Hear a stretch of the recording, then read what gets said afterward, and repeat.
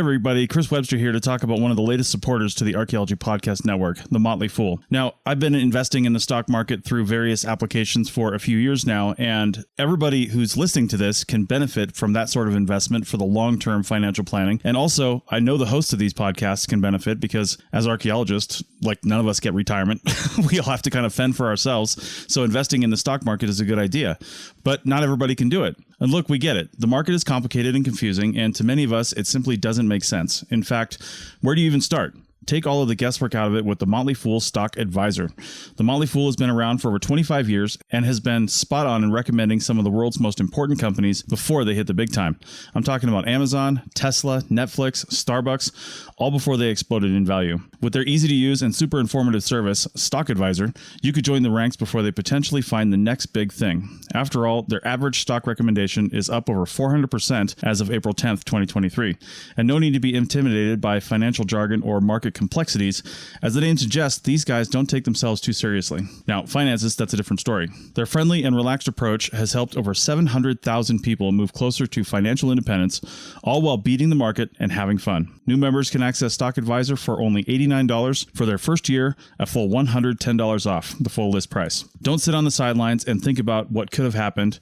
Visit fool.com/APN to start your investing journey today. That's $110 discount off of $199 per year list price. Membership will renew annually at the then current list price. So again, check the link in the show notes of this episode. You're listening to the Archaeology Podcast Network.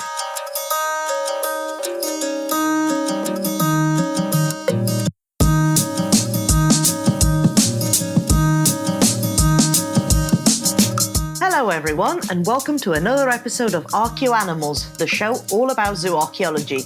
With you as always, it's me, Simona Falanga, and with me also, Alex Fitzpatrick.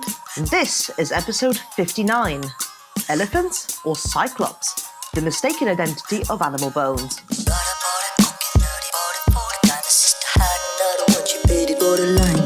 It's a very special episode because it's one of our all case study episodes, baby.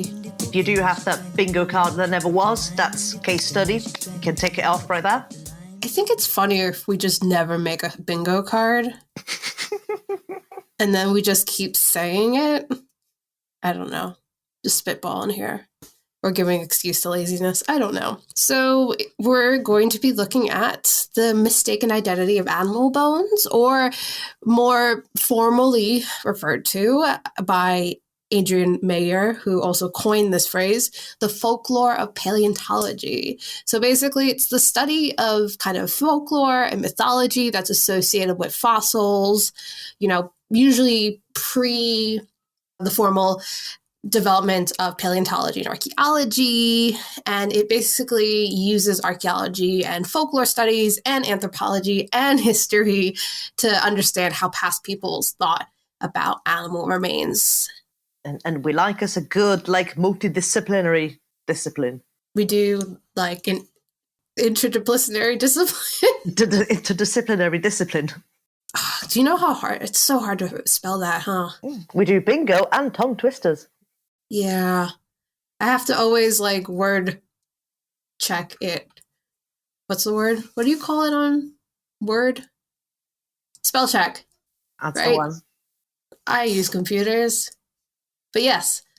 So we might as well get to it. And I feel like, and it's the name of the title. Doing really well today. It's the name of the episode. So it's probably not surprising. We're going to start with the Cyclops. Yeah, because I guess, the way we're going to do this, yes, it's an all-case study episode, because we're just going to cover a variety of mythological creatures from various parts of the world and just try to figure out where sort of the existence of these creatures may have originated from, and whether it is from fossils or not from fossils, or both. Yeah, and I think the Cyclops story is one that's very well known.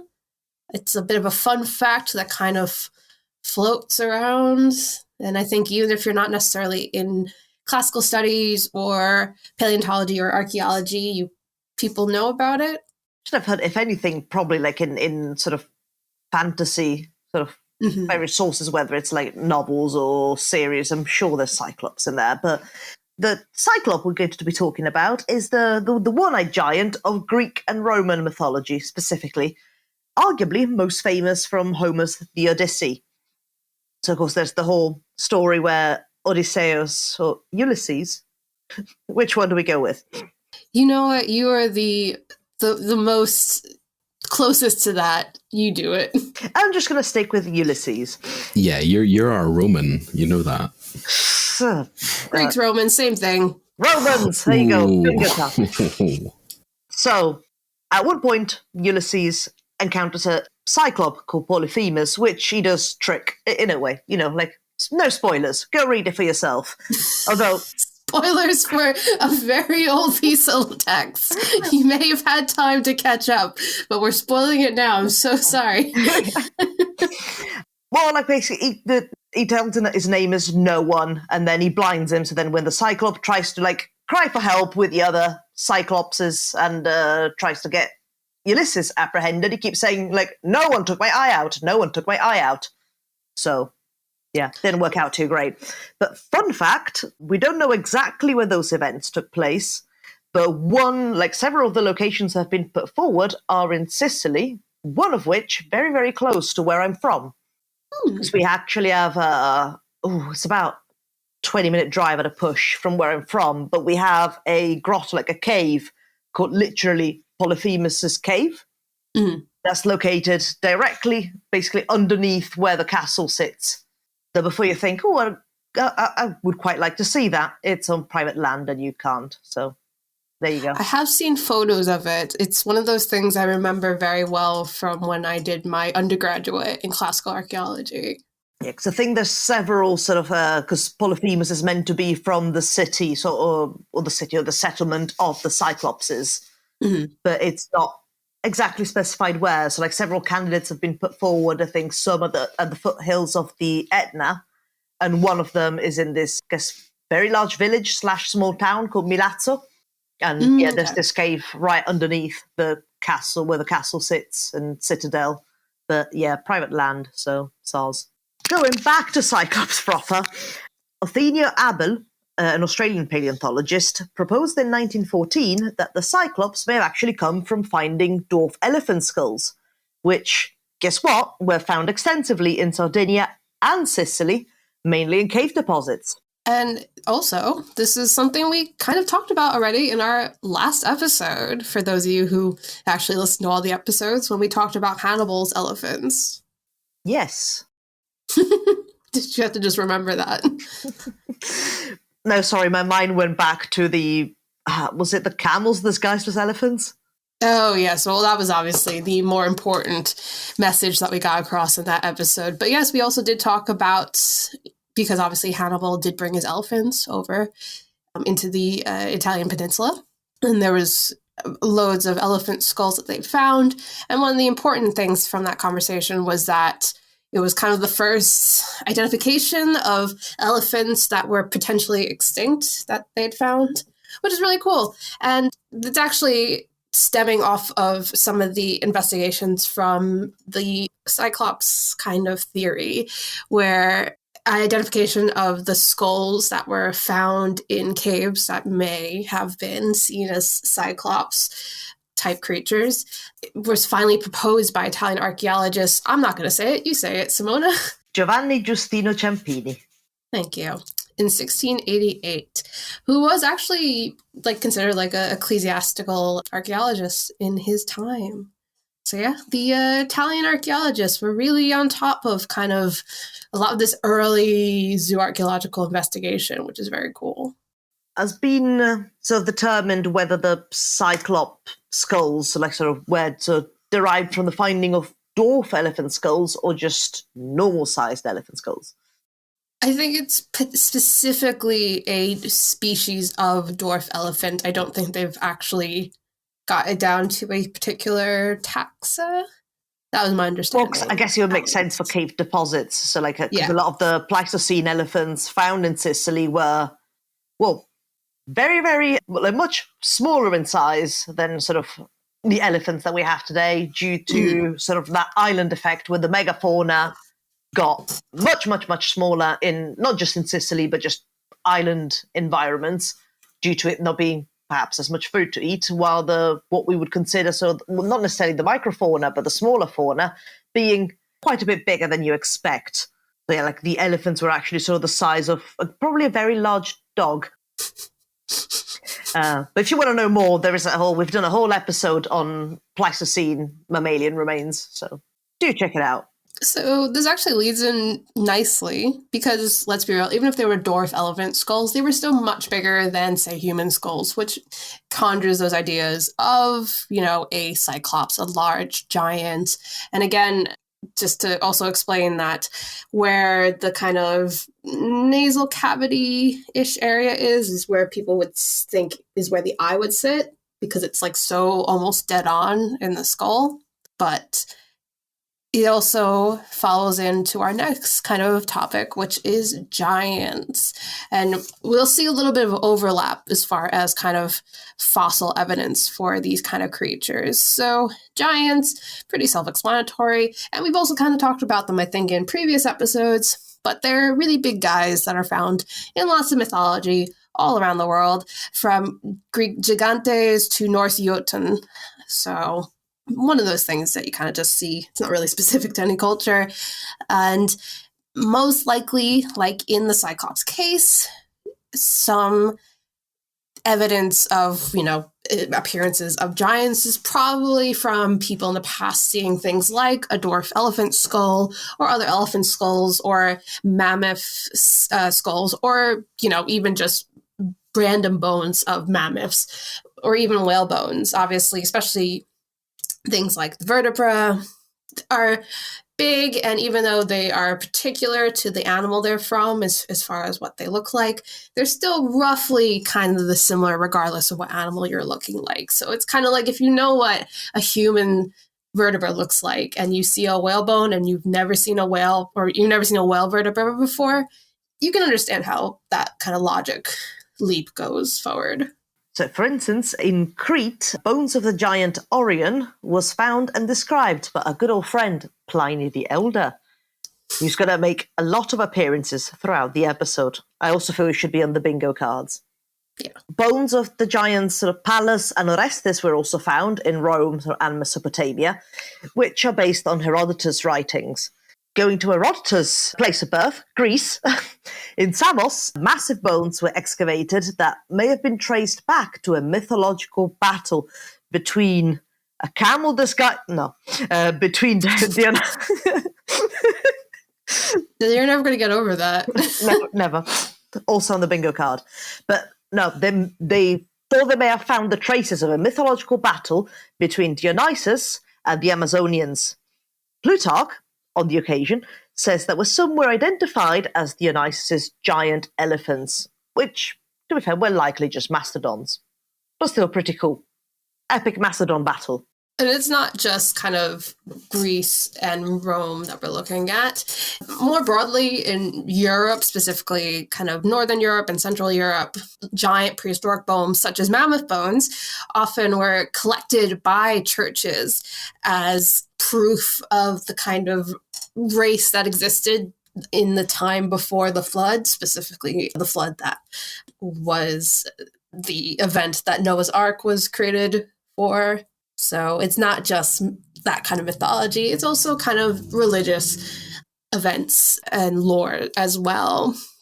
So in 1728, British physician Hans Sloane was finally able to debunk claims of giants by identifying most of them as whale and elephant remains. And interestingly, in the way that this fits into the kind of the development of not just osteology and human biology, but also bioarchaeology, this was kind of part of Sloane's work in early developments in comparative anatomy, as he kind of was like, hey guys, look at a human bone and then look at an animal bone. They're slightly different, aren't they?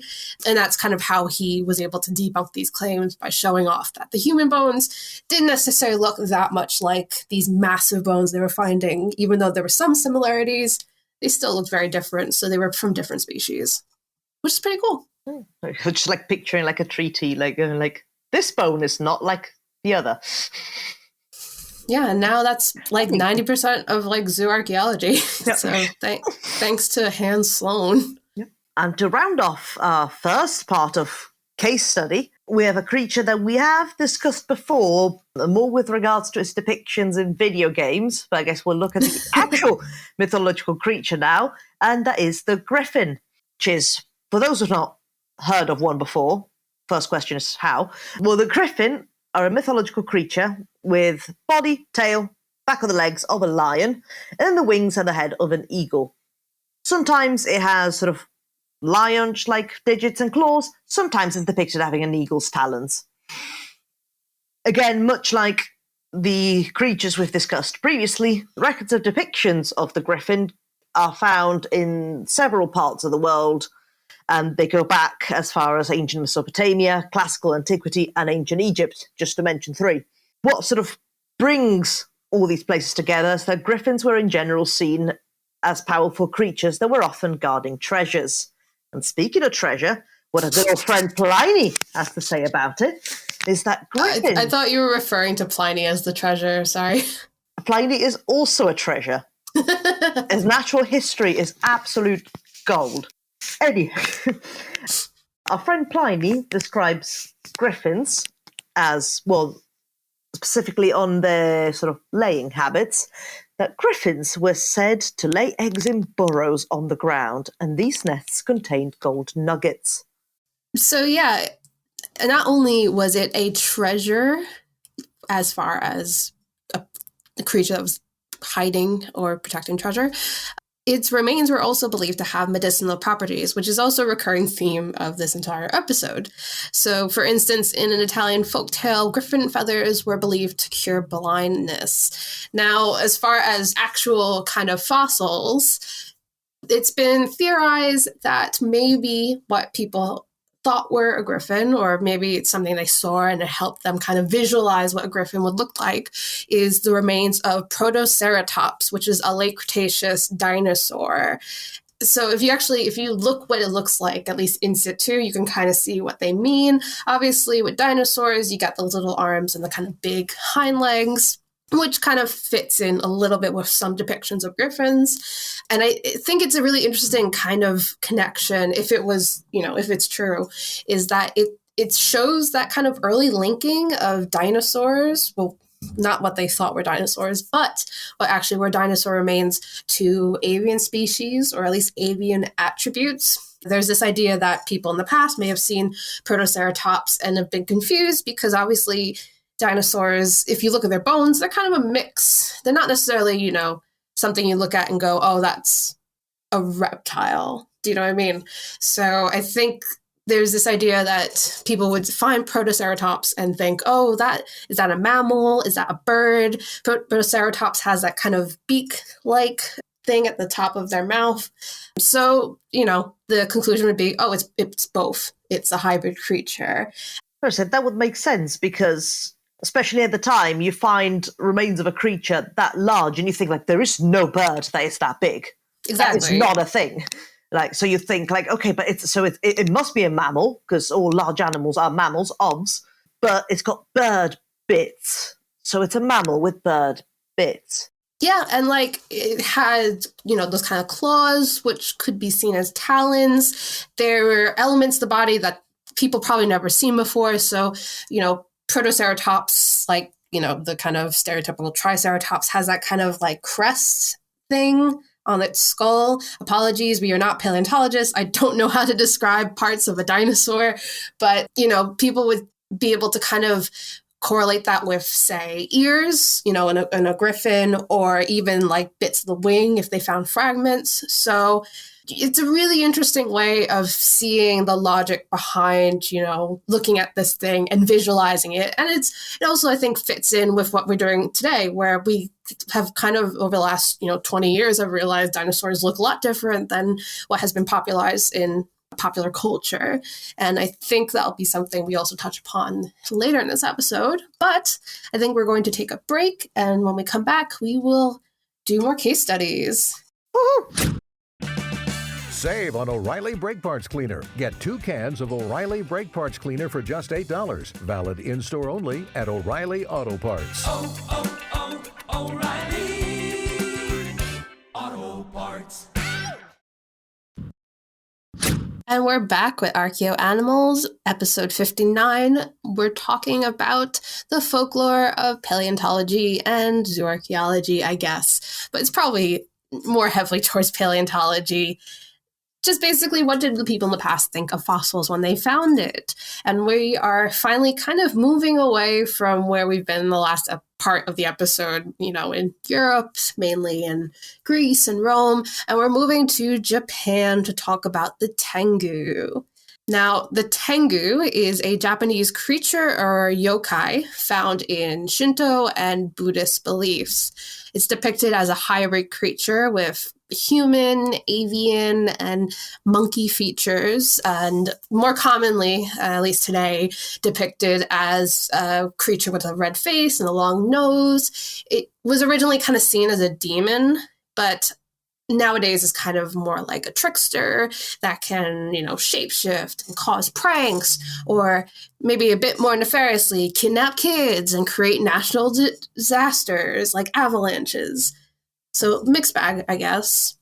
But what is more interesting for us, at least, is the Tengu no Tsume, also known as the Tengu claws, which have been identified as shark teeth, which includes species such as the Pliocene great white shark, Carcharodon carcharias, the Miocene mackerel sharks, Isaurus species, and, of course, even the megalodon. Carcharocles megalodon. That's a great way to pronounce megalodon, which has, because they're so big, have been identified as claws of the king of the Tengu. And this was actually really interesting because I've never really thought of looking at shark teeth, which I feel like is a very common, like if you go to natural history museums and go to their gift shops, I feel like shark teeth are a very common thing they sell there. But I would never have thought about them as being claws. Do they still sell those? I mean, this is me reaching back to like the 1990s, which was about 1 billion years ago now. So Because I remember definitely those being about in the 90s. yeah, I don't know if they do it now, but they did when I was a kid because I definitely had some, which explains a lot about me. Well, next creature, is a creature called the bunyip, which is absolutely not just the cutesy name for a rabbit. Did you think it was a cutesy name for a rabbit? Like, did you know what the bunyip was before? No. Oh, okay. No, but bunyip is not sure whether it's youth speak or what, but I believe that a cutesy name for rabbits is bunyip as well, which is not at all related to the Australian creature from Aboriginal mythology that is the bunyip. It is actually an amphibious creature, which is said to lurk sort of in riverbeds, swamps, creeks, waterholes. And you get records about the creature sort of throughout Australia. So there's actually several different regional varieties which go hand in hand with a wide array of physical descriptions. So some accounts describe it as a seal-like creature or like a dog-like creature that lives in water, which is basically a seal, again, or a long-necked creature with a small head. The interesting thing about this creature is that this is sort of where, is where mythology and cryptids sort of intersect, because you have sort of, in the grand scheme of things, fairly recent accounts of sightings sort of in the 19th century by European settlers that recorded sighting the bunyip. Yeah, it's really interesting because actually I had heard of the bunyip, and this is going to be me really exposing myself for the kind of weird nerd I am as a theme park nerd who likes animatronics. I watched a video about really creepy water animatronics. Please don't judge me. I'm allowed. That's just a Tuesday for me. I'm allowed to have hobbies, but one of the things on this list, because obviously people love making those top 10 videos, and I am a sucker for them, folks. But one of the things mentioned on the list was bunyip animatronics, which is apparently there's more than one throughout Australia, and I get why they'd be there. They're very horrifying. If you feel like going to give yourself nightmares, look it up on YouTube. There's still some, and they're in various states of rotting because people have just forgotten about them. But it's like it's a cryptid that's kind of still in the pop culture. There in Australia, it's been, it's being made into animatronics. It's an interesting one to talk about in this episode because I don't think you really say the same for a lot of these. Obviously, a lot of these mythical creatures we're talking about are well known. They're in stories and fantasy, but I wouldn't necessarily call them cryptids. Or depending on who you talk to, I guess. Yeah, true. But yeah, feel free to look that up on YouTube if you'd like to really freak yourself out a bit. But a bit more seriously, though, is the Bunyip's also a bit of a kind of representation almost for the colonialism that has occurred in Australia. In particularly, there is a bunyip head at the Macleay Museum that I believe is in Sydney that was quote unquote found in 1841. Turns out it was actually a fetal horse cranium. And when it was originally found, European settlers thought that it was a megafauna creature that was actually what the bunyip was. So this was put on display. But, it was actually a horse cranium that had clearly had some kind of genetic disorder. So it was a bit deformed. And so it didn't look like a horse at all.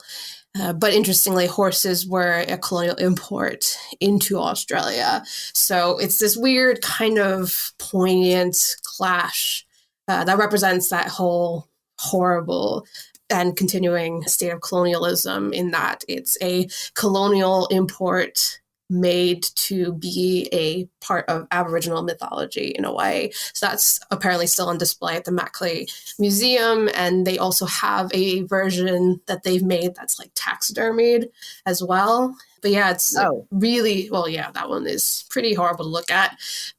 But still, it's, again, it's on a less serious note, it's also representative of that cryptid thing where, as we've talked about in a previous episode, people making fake cryptids. And we'll actually talk a bit more about this in a second with our next bit of this episode, because we are going to talk about unicorns. Have we talked about unicorns on the show?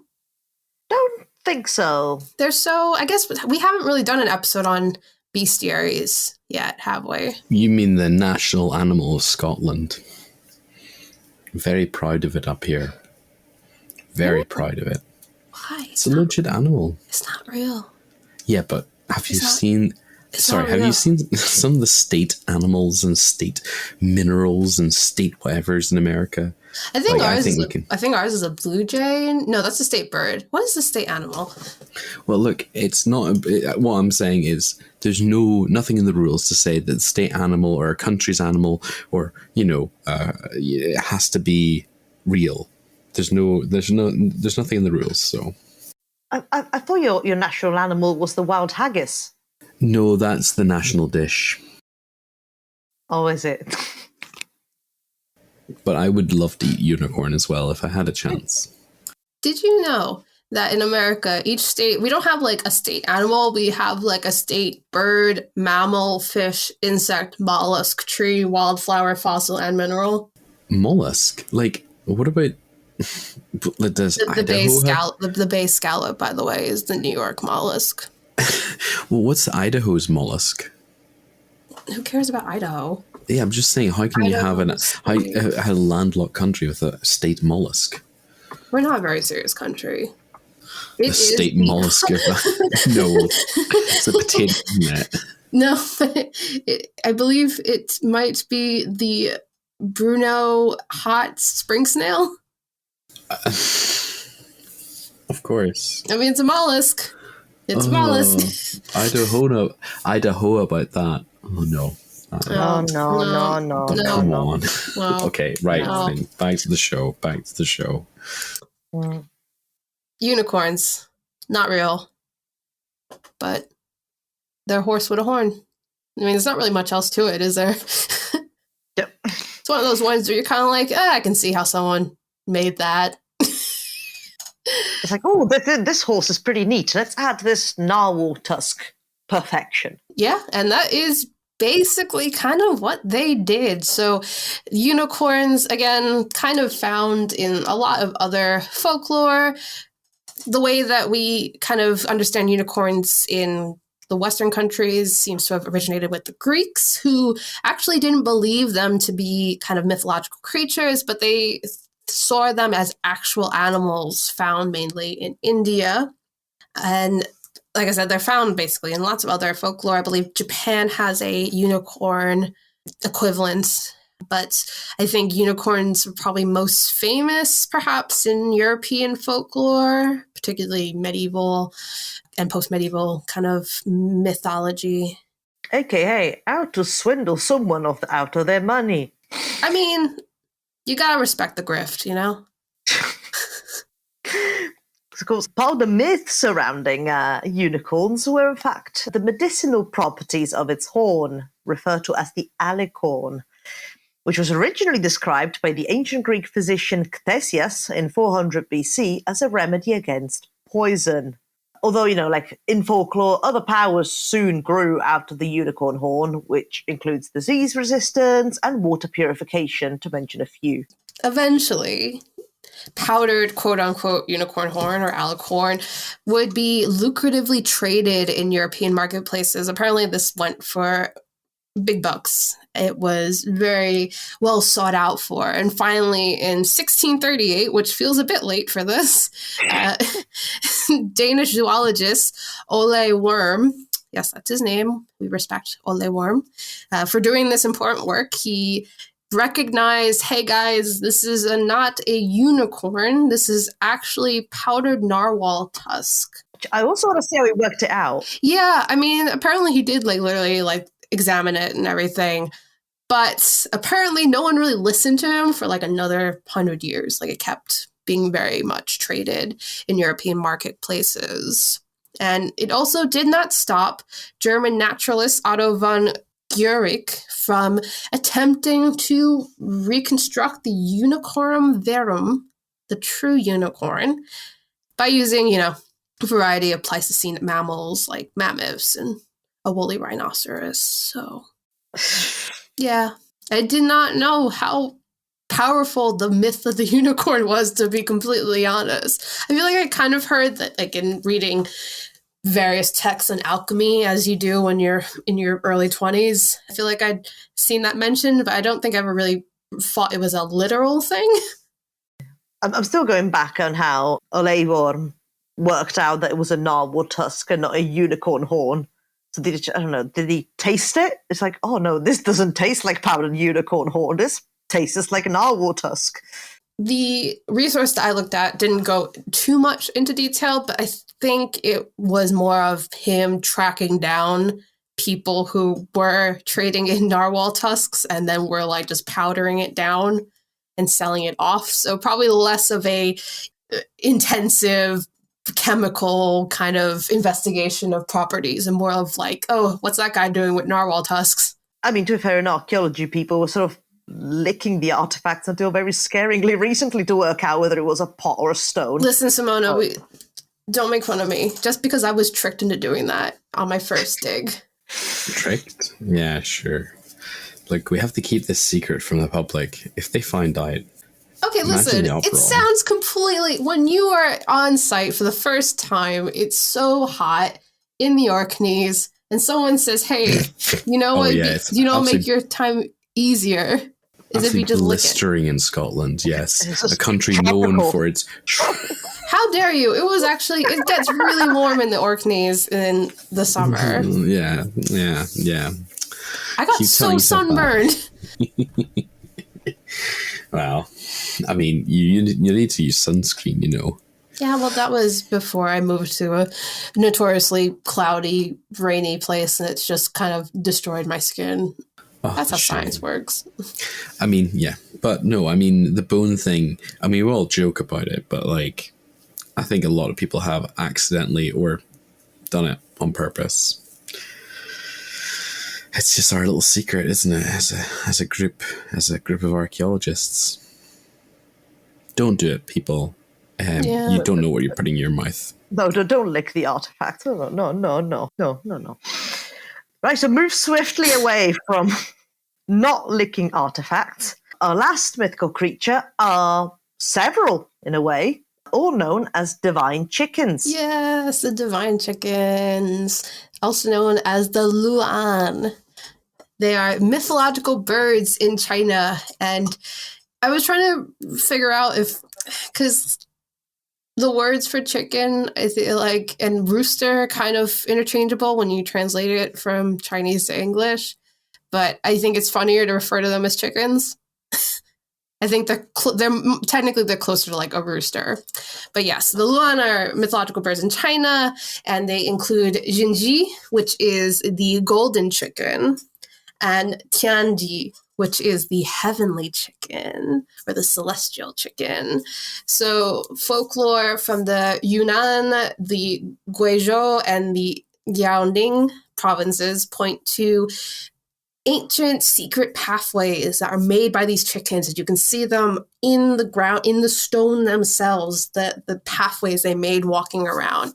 When in actuality, they're basically dinosaur tracks, which, you can see in some sites. There's famously places in England where you can see dinosaur tracks really well. And obviously people who are unfamiliar with how kind of these tracks are made, unsurprisingly, you would think something very strong and very powerful must have imprinted into stone. So that kind of instituted the logic leap into thinking these were probably divine beings. And the way that dinosaur feet look, again, they're chickens. So yes, divine chicken tracks. And they are actually used in certain rites, depending on which region you're in. One of them in particular is a local rite with dinosaur tracks that are believed to be from Jinji, where you would actually follow the track during a funeral procession, as it believed that the tracks led to heaven. So yeah, chickens are dinosaurs and dinosaurs are chickens, confirmed. Only truths on archaeoanimals. Yeah, this is the kind of hot-hitting, breaking news stories you hear from archaeoanimals, and this is why people tune in to listen about divine chickens. And hilariously, when I was looking up about the divine chickens, I kept getting chicken recipes. Were they divine? No, yeah, they did look divine. So as we think about eating, I'm sorry, I don't want to say eating the golden chicken. I feel like that's going to insult my ancestors. As we respectfully think about Jinji and Tianji, we will take a break and be back with our final segment of case studies. Is your vehicle stopping like it should? Does it squeal or grind when you brake? Don't miss out on summer brake deals at O'Reilly Auto Parts. O'Reilly Auto Parts. And we are back with Archaeoanimals, episode 59. We're talking about the folklore of paleontology and zooarchaeology. And normally we'd say this is the case studies part, but this whole episode's been case studies, so you should be in great ecstasy this whole time because it's the best. It's been the best part of the podcast this whole time. What more can you want? Just saying. Right, so we've covered some pretty well-known heavy hitters in mythology, and I think we're probably going to keep it that way because along this with Cyclops and unicorns, we have the mythological creature that's found literally in every part of the world throughout history, and that is the dragon. Yeah, literally anywhere from medieval England to China, dragons are everywhere, although they're mostly dinosaur fossils. Right, so for instance, in China, dragon bones, long used for traditional Chinese medicine, refer to mined fossils from China's massive fossil beds, usually of various prehistoric species, which are collectively called laung. In Europe, dragon remains are likely dinosaur tracks in places like the Rhine Valley in Germany, which were, again, interpreted as dragons. Speaking of Europe, in Austria, Aemon the Giant was said to have killed a dragon, and have kept the dragon tongue as a trophy. And this was actually held in a local monastery for years. And then it turned out it was a swordfish nose. So, Well, nose as in the actual sword bit of the swordfish. yeah. Which I couldn't think of what it was called, so I just wrote nose. How does that look like a tongue? I can see it, especially if the idea is that it's so old, it's desiccated, I think even if people don't know, the processes of taphonomy and the processes of decomposition, I think you would make that connection in your head of like, oh, it's old, so it's like a little shriveled and smaller, maybe. And it's just the tongue. It's like it could be. Oh no, like the swordfish things, they're really long. I mean, also, conceptualizations of dragons have, even though they're more or less the same, they've changed over time and throughout cultures. It could be that, it was a bit more of a serpentine type of dragon they were thinking about. I mean, yes, to be fair, when you do say dragon, it does conjure up mostly the images of dragons in medieval England, I guess is what it's in the common imagination, what tends to pop up.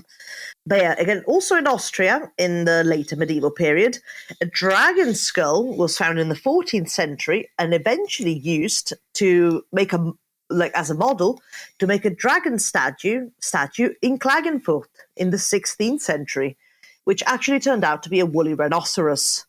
Cerodonta antiquitatis. I could see that as well. The big mandible, big chunky skull. And again, depending on the depictions as well, they do dragons do sometimes have little tusks and horns. Mm-hmm. Horns at the end of the snout, which again the woolly rhino kind of matches up. Again, in ancient Greece, take it back couple thousand years, somewhat, Apollonius of Tyana traveled to modern-day India and described dragon skulls. You've seen a pattern now, the Greeks tend to think that a lot of the mythological creatures are actually living in India somewhere. Mm-hmm. This seems to be a thing. But the dragon skulls that he was describing are likely coming from a variety of an extinct species of elephants and giraffes, including Elephas sudricus, just the extinct elephant species, and two extinct species of giraffes, the Giraffoconyx and the Civatherium. Simona, can you do me a favor and are you able to look up what Giraffoconyx looks like? We just need a live reaction to this if possible. It's just a big chunky giraffe. It's a big chunky giraffe. Just technical music while we're waiting for the reaction, and it's a chunky giraffe. Can you send the? I want to see the chunky giraffe. How do you spell it? It's GIRAFFOKERYX. OKYEX. It looks like a mix between a giraffe and this animal, yes. this extant animal that looks like it should be extinct. So I'm describing it very poorly. It's like a giraffe in high gravity. Yeah, it's when you get those inflatable animals.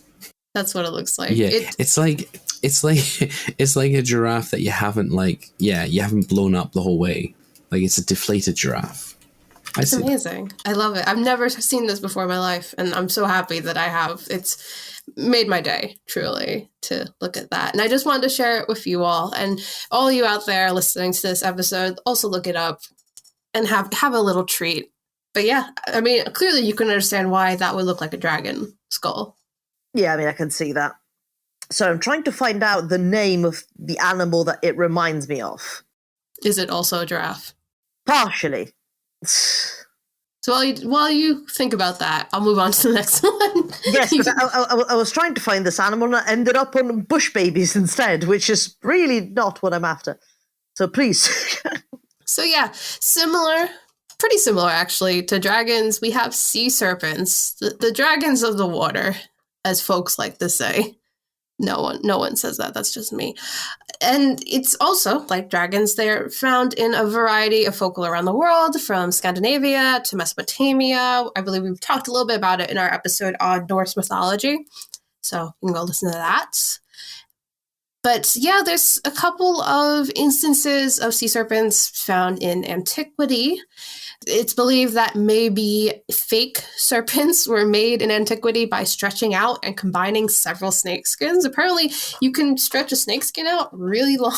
It's a very useful thing I learned today about that. But I guess it makes sense. There was a bit of a kind of tourism in antiquity that could have been a bit of a grift for with unicorn horns. And also, Pliny the Elder, he's back. He's better than ever, folks. National treasure.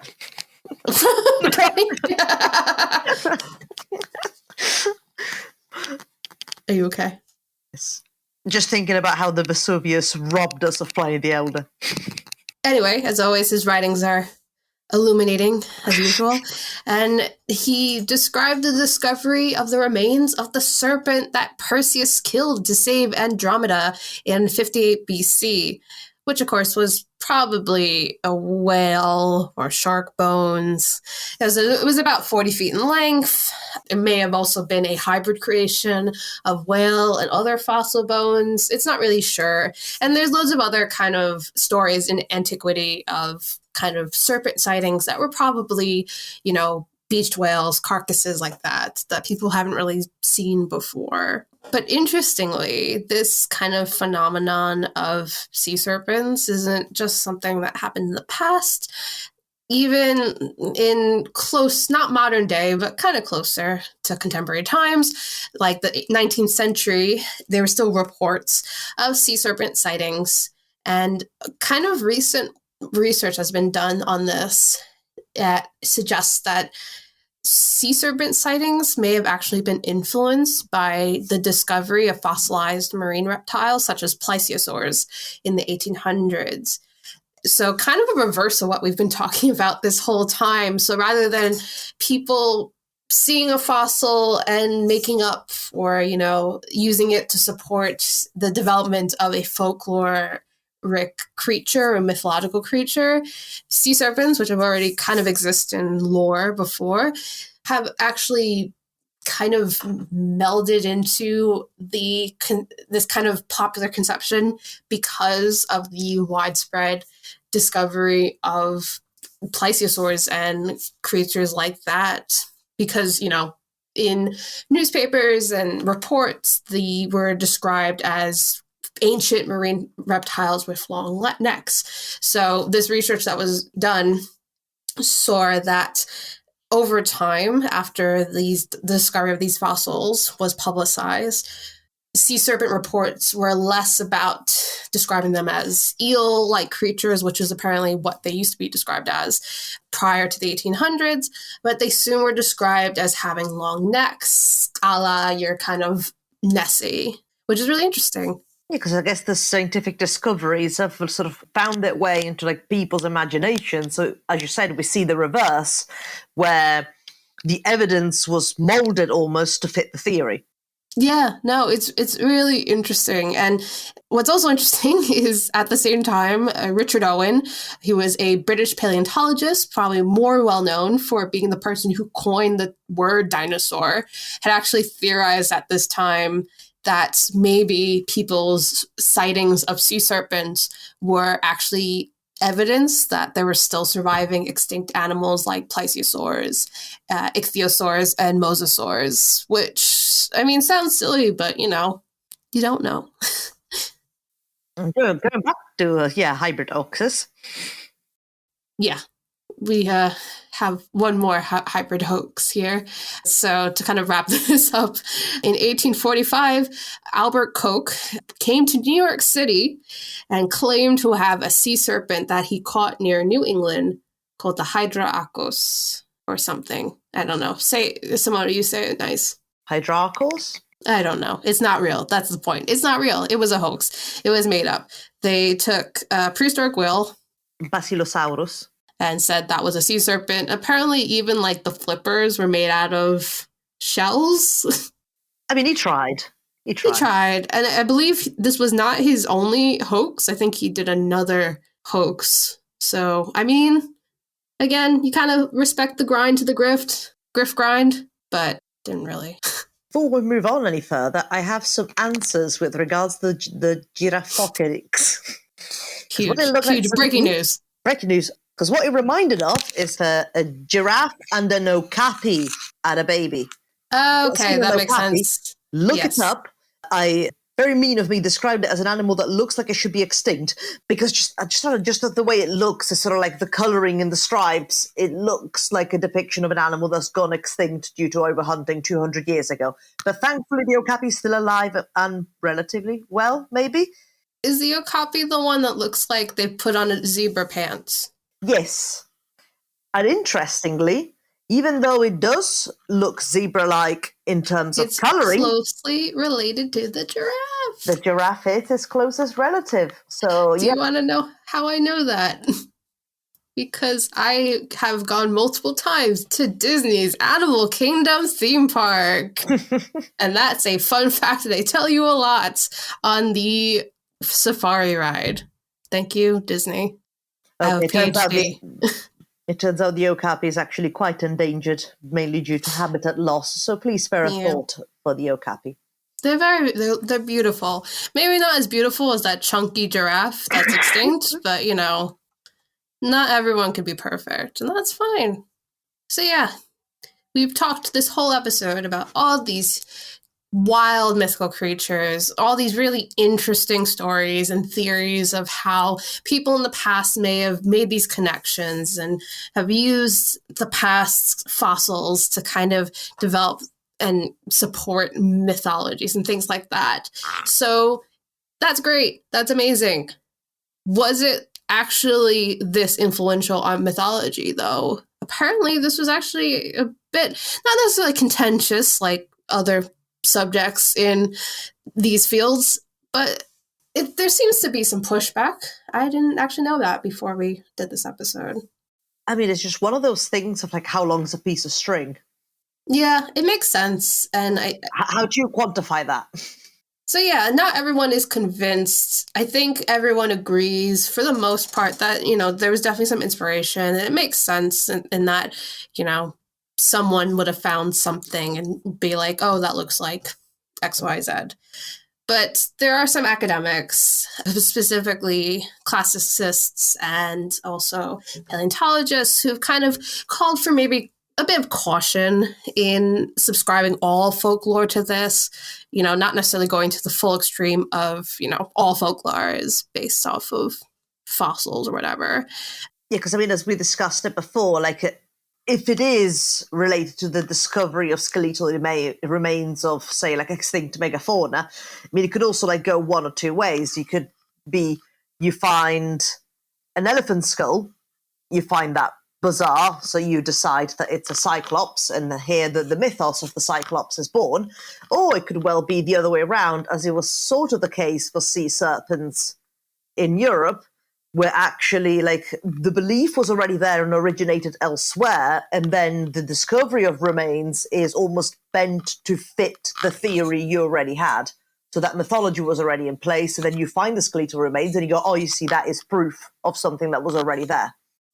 Yeah, so kind of real quickly to kind of not necessarily debunk some of the fossil associations we talked about, but just to provide some counter evidence. So with regards to the Cyclops, people have pointed out that there's no written record of ancient Greeks actually finding the skulls that we've assumed they would also assumed to be Cyclops. And also there's this notion that depictions of Cyclops in other artwork and in descriptions are often too human-like to account for all features of an elephant skull, like tusks and whatnot. And also not every Cyclops actually had just one eye.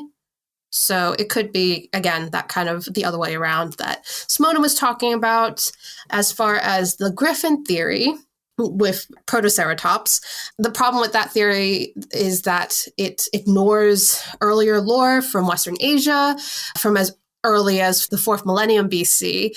And these kind of depictions of griffins don't actually match the fossils. So there's one suggestion that maybe the Greeks picked up on Western Asian lore rather than fossil evidence. And there's also this idea that griffins are better explained as being developed from hybrid creatures of living animals instead. And you don't necessarily need to have fossils to explain them. And again, like Cyclops, there doesn't really seem to be ancient Greek writings referencing these fossils. And finally, with dragons, the main issue is that modern day assumption of dragons equaling dinosaurs mainly depend on modern day conceptualizations of dragons. As we discussed earlier, ancient depictions of dragons were way more varied and not always very dragon-like. So at the end of the day, who knows? But it's interesting. I think regardless, I think it's an interesting thought experiment. And I think it's also an interesting way to think about how people in the past looked at stuff that they may not necessarily had the tools and knowledge to kind of investigate. Yeah. So what do you think? Let us know. Yeah, because we are on Twitter at ArchaeoAnimals. We are on the Archaeology Podcast Network.com/animals. That's where you can find us online. But you can also find us wherever you get your podcasts. Make sure you like, you subscribe, you tell your friends to subscribe, and you let us know if there are any other episodes that you'd like us to cover. We love doing recommendations. Our last episode was one. And yeah, I think that is it. I'm going to think about the divine chicken and get hungry. I don't know about you guys, but as always, it's been Alex Fitzpatrick. Simona Falanga. And we will see you next time. Bye.